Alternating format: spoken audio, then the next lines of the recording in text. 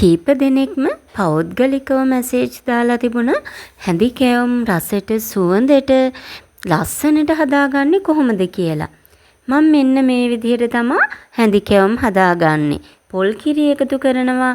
ඒ වගේම පාන් පිටි, හාල් පිටි, ඒ වගේම සූදුරු ටිකකුත් එකතු කරනවා. හොඳට මතක තියාගන්න තෙල් තාච්චියට තෙල් දාන්න ඕන හරිම අඩුවෙන්. එතකොට ඔයාලටත් ලස්සනට මෙන්න මේ හැඳිකැවුම් හදාගන්න පුළුවන්. අවුරුද්දට try කරලා බලන්න.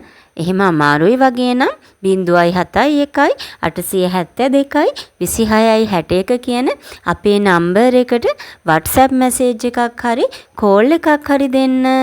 ඔයාලා හැමෝටම සුබම සුබ ලස්සනම ලස්සන දවසක්.